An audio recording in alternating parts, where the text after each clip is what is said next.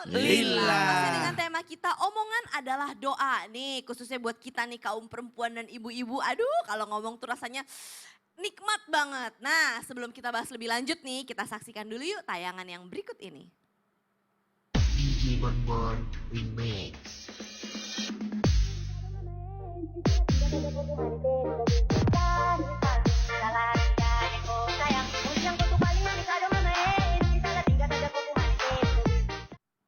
Nah, siapa yang kayak gitu? Sebelum nunjuk orang mendingan nunjuk diri sendiri deh saya gitu Ada ya. yang nanya tuh jamaah Iya. yang lagi nonton. Apa? Tema hari ini apa? Tema hari ini, Iya. oh tema hari ini adalah omongan adalah doa Ustaz. Ucapan adalah? Ucapan adalah doa. Ucapan adalah doa. Tema kita kan pagi hari ini adalah ucapan Iya. adalah doa. Tunggu dulu, gitu. tadi Ya, ngomongin apa sih? Tadi before Akan bahasa Inggris before.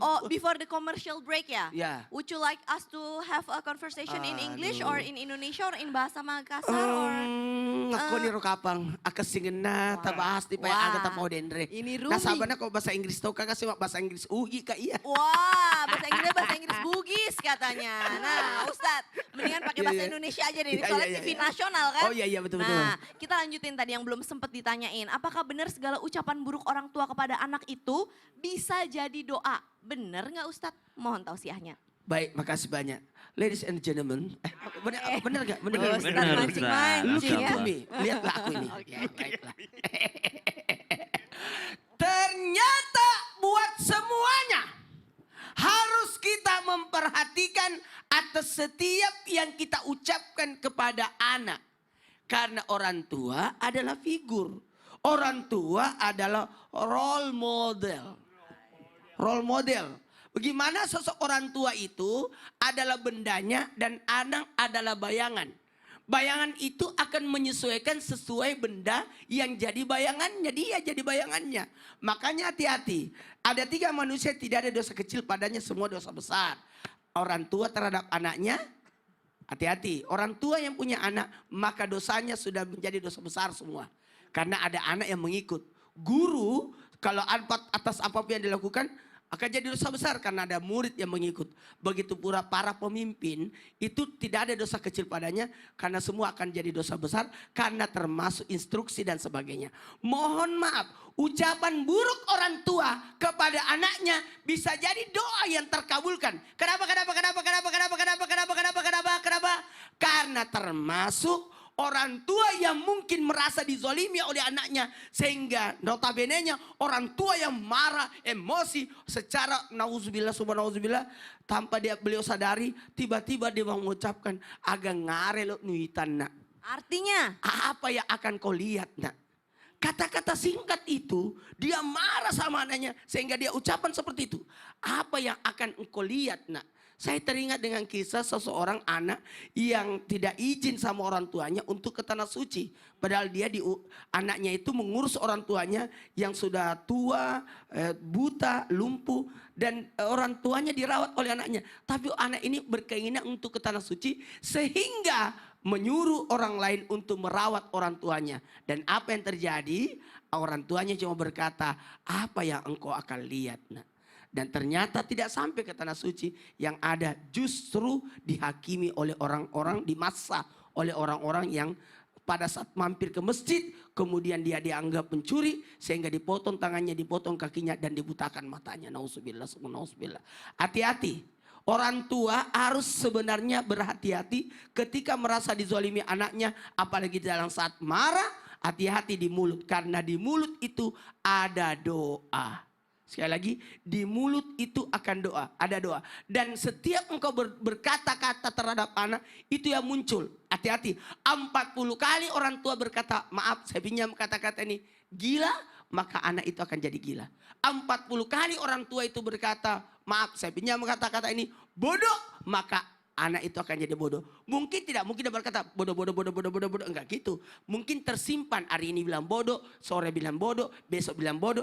Itu dirapel, dijumlahkan seluruhnya. Ternyata dalam jumlah seumur hidup anak itu sudah 40 kali dibilangi bodoh oleh orang tuanya, maka jadilah orang bodoh.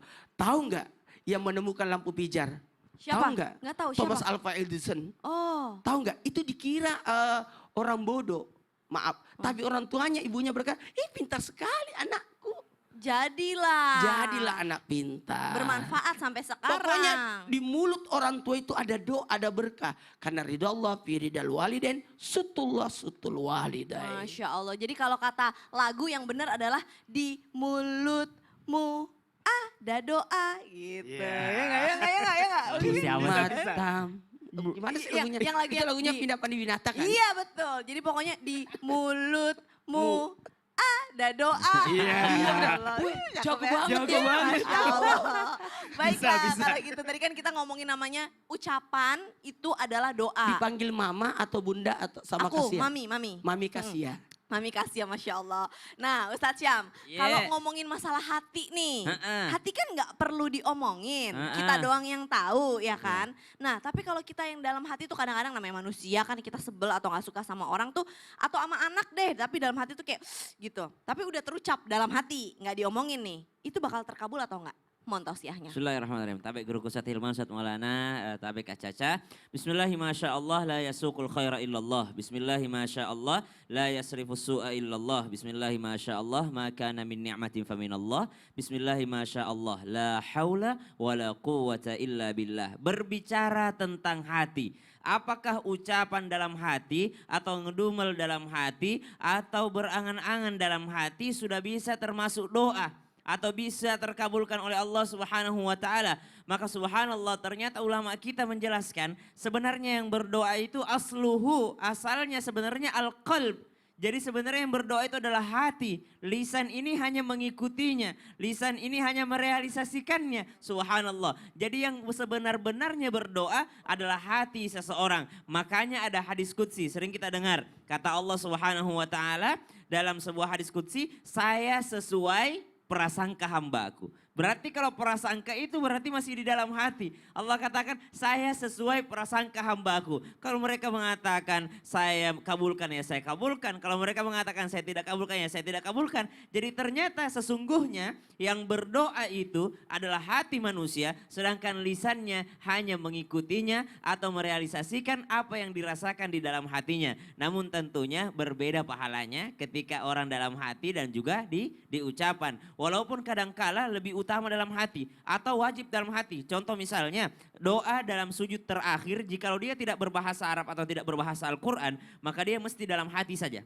Kalau ada doa dan misalnya berbahasa Indonesia, tidak tahu bahasa Arabnya atau tidak tahu bahasa Qurannya, maka dia mestinya mengucapkannya di dalam hatinya saja. Berarti boleh nggak orang berdoa dalam hati? Boleh. Nah konsekuensinya adalah jikalau ada sesuatu yang buruk, lalu kita bergumam dalam hati, apakah juga terkabul oleh Allah? Disinilah kembali bentuk kasih sayangnya Allah Subhanahu wa taala. Sungguh Allah tidak menghukum hambanya jikalau itu belum keluar daripada mulutnya. Karena Allah itu memaafkan kita. Makanya Allah ciptakan sering disampaikan guru kita Ustaz Maulana 2 pagar ini. Ada pagar keras, ada pagar lembut. Yaitu gigi kita dan mulut kita. Yakni bibir kita sehingga lidah ini tidak gampang. Tidak serampangan untuk mengatakan sesuatu yang buruk di hadapan orang lain. Sampai menyakiti perasaan orang lain. Maka berbicara tentang berdoa. Ba'da naqul a'udzu billahi minasyaitonir rajim. وقال ربكم ادعوني أستجب لكم. Allah katakan dan berkata Tuhan kalian mintalah padaku aku pasti kabulkan. Permintaan itu kadang di hati kadang di mulut. Namun sebenarnya permintaan yang tulus itu ada di dalam hati manusia. Namun jikalau ingin menjadikan doa ini adalah mukhul ibadah, intisarinya ibadah, maka mestinya dengan ucapan-ucapan kita. Sama dengan bacaan Al-Quran. Bacaan Al-Quran kalau kita tidak menggerakkan mulut kita atau tidak bersuara, apakah bisa disebut dengan tilawatil Quran? Oh belum. Kalau ada orang membuka Al-Quran lalu dia dalam hatinya saja maka itu bukan baca Quran. Itu disebut dengan tafakkur atau tadabbur ayat-ayat Al-Quran. Tapi kalau sudah membuka mulutnya, menggerakkan bibirnya, lidahnya sehingga terdengar suaranya, baru disebut dengan tilawatil Quran atau membaca Al-Quran. Bisakah terkabulkan doanya yang orang yang bergumam dalam hatinya? Jelas tentu, karena Allah sesuai prasangka hambanya. Namun akan menjadi ibadah jikalau diucapkan dengan lisannya, apatah lagi doa-doanya ditambah dengan pujian kepada Allah Subhanahu wa ta'ala. Maka mestinya doa itu ucapkan dengan lisan dengan zikrullah. Dengan Wallahu ta'ala zikrullah, alam. Masya Allah, tabarakallah. Artinya kalau baik sama Allah insya Allah dicatat. Betul. Tapi kalau dalam hati Heeh. sama Allah ditanggalkan dulu gitu. Kalau dalam hati prasangka itu Prasangka berbahaya buruk. juga. Prasangka Oh. buruk itu jangan sampai berprasangka buruk kepada Allah. Allah tidak kabulkan kayaknya doaku. Wah, tidak dikabulkan beneran. Bahaya. Gitu, bahaya. Oh, karena kan kalau di surat Al-Isra tadi disebutnya kan pendengaran, penglihatan semua dan Dan hati. hati semuanya dimintai pertanggungjawaban. Jadi walaupun apa ya dalam hati gitu tetap harus hati-hati gitu ya Betul. Ustadz Syam ya. Baiklah kalau begitu, jazakallah khair Ustadz Syam. Dan sekarang nih saatnya jamaah untuk bertanya sama guru-guru kita karena sekarang kita masuk ke segmen Tanya Dong Ustadz. Kami semua tanya dong Ustad. Yang pertama dari Instagram @hamba_Allah. Assalamualaikum Ustadz, ibu saya kalau untuk zakat di luar zakat fitrah dan infak selalu keberatan. Bahkan waktu jual tanah dengan nominal miliaran pun tidak mau dizakati dengan alasan uangnya nggak cukup karena untuk bayar cicilan, hutang, bahkan kerabat mau pinjem aja nggak boleh padahal ada uang saya. Sampai akhirnya saat ini uang miliarannya habis nggak bersisa. Sampai beliau tidak jadi berangkat haji karena uangnya habis. Apakah ini juga karena ucapan beliau yang selalu bilang kurang? Nggak ada duit Ustadz katanya gitu. Dari hamba Allah, tolong jawab ya Ustadz Maulana. Oh, baik, makasih banyak. Pertanyaan ini bisa jadi nasihat buat semua jamaah yang lagi nonton. Hati-hati dengan ucapan. Tidak ada satu ucapan pun, sekali lagi tidak ada satu ucapan pun yang diucapkan melainkan ada di dekatnya malaikat yang mengawasi, yang selalu hadir. Sekali lagi, semua ucapan yang kita ucapkan itu ada malaikat yang hadir dan mengaminkan kalau itu doa. Mengaminkan dan kalau itu ucapan. Nggak ada uangku, amin, nggak ada uangnya. Harusnya berkata ada, Mas Empo. Apa tuh artinya? Ada tapi enggak terlalu banyak. Oh. Ada. Jadi tidak boleh kata tidak. Tidak ada kata tidak. Tidak ada kata tidak mungkin. Jangan. Tidak ada kata tidak mampu. Jangan mengikuti jangan mengikuti apa yang kamu tidak tahu pada dasarnya dan jangan berbicara yang selain daripada zikir. Jadi bagusnya kata-kata yang baik, doa yang baik, ucapan yang baik. Kalau tidak lebih baik zikir. Fakul khair auliyasmu. Atau lebih baik diam ya. Lebih baik diam aja. Baik, jazakallah khair Ustadz Senyum. Maulana senyum. Kayak Ustadz Maulana, saya tidak tahu gitu ya. Baiklah kalau begitu, pertanyaan yang kedua nih dari Instagram @novision 27 _ Assalamualaikum warahmatullahi wabarakatuh. Ustadz Ustazah ingin bertanya apa boleh minta diberikan penyakit? Karena 1 tahun lalu saya pernah sakit dan ketika dalam sakit saya rajin murojaah. Bahkan hafalan saya nambah banyak. Tapi ketika sudah sembuh dan untuk menghafal sulit sekali. Apakah karena kesyukuran kita yang membuat doa kita cepat terkabul? Afwan, jazakallah khair. Gimana nih Ustadz Hilman? Baik, saya jawab sambil tausiah ya. Ya, Baik, silakan, Kak Caca, Ustaz silakan. Maulana, Ustaz Syah mohon izin. Baik, jamaah Islam itu indah yang dirahmati Allah Subhanahu wa taala. Doa itu adalah permintaan dan permohonan seorang hamba kepada Allah Subhanahu wa taala. Maka di dalam meminta dan memohon hendaklah meminta yang baik-baik, memohon yang baik-baik. Sekarang bagaimana mungkin ketika dia minta penyakit, bukankah penyakit itu adalah bagian daripada hukuman yang diberikan kepada kita? Maka lebih baik jangan minta dikasih penyakit. Mintanya tetap meningkatkan kesyukuran kita kepada Allah sekaligus memperbaiki ibadah kita kepada Allah. Maka ada satu doa yang diwasiatkan oleh Nabi SAW kepada sahabat Muadz bin Jabal radhiyallahu an. Apa doanya? Allahumma a'inni ala dzikrika wa syukrika wa husni ibadatika. Ya Allah, tolonglah aku agar senantiasa mengingatmu, bersyukur kepadamu, dan memperbaiki ibadahku kepadamu. Artinya apa? Kenapa harus nunggu dikasih penyakit dulu gitu loh. Kalau untuk berbuat baik, mengapa harus dikasih penyakit dulu? Agar kita bisa meningkatkan kebaikan kita di hadapan Allah. Kan bisa saja tanpa mendapatkan penyakit, kita bisa menghadirkan kebaikan di dalamnya. Maka adapun dalam kondisi tadi Ustadz, ketika saya dikasih penyakit kok saya lebih taat ya. Memang sudah sewajarnya, sudah seharusnya. Kita seringkali mendengar, tidaklah rasa sakit yang menimpa seorang mukmin kecuali di saat itu Allah hapuskan dosa-dosanya. Tapi mohon maaf, jangan sampai titik di situ gitu. Maksudnya apa? Allah akan mengampuni dosa orang yang sedang sakit ketika saat sakit dia bertaubat kepada Allah. Ketika saat sakit dia minta ampun kepada Allah. Dan ketika sakit dia merenungi bermuhasabah diri di hadapan Allah atas segala perbuatan yang dia pernah lakukan. Karena kita percaya, wa ma asobakum mim musibatin pabima kasabat aidikum wa ya'fu an katsir. Dan apa-apa musibah yang menimpa kamu sekalian itu disebabkan oleh perbuatan kamu sekalian. Dan boleh jadi, saya meminjam kata-kata Ustaz Maulana nih, bagus sekali. Jadi kalau ada orang lain yang sedang diuji, maka kita katakan dia sedang diangkat derajatnya oleh Allah. Tapi kalau kita yang lagi diuji, kita katakan di hati kita, Allah sedang ingatkan saya karena banyak dosa yang pernah saya lakukan. Jangan dibalik. Kadang-kadang kita suka kebalikan. Itu lagi sakit, gak banyak dosa sih gitu. Kalau lihat orang yang diuji, wajar Ustaz, banyak dosa. Kadang-kadang kurang tepat. Kalau orang lain berikan kebaikannya, tapi kalau di diri kita jadi muhasabah kebaikan untuk kita. Kembali kepada pertanyaan, apakah boleh kita berdoa agar diberikan penyakit? Lebih baik tidaklah. Kita minta kepada Allah agar diberikan kebaikan-kebaikan saja.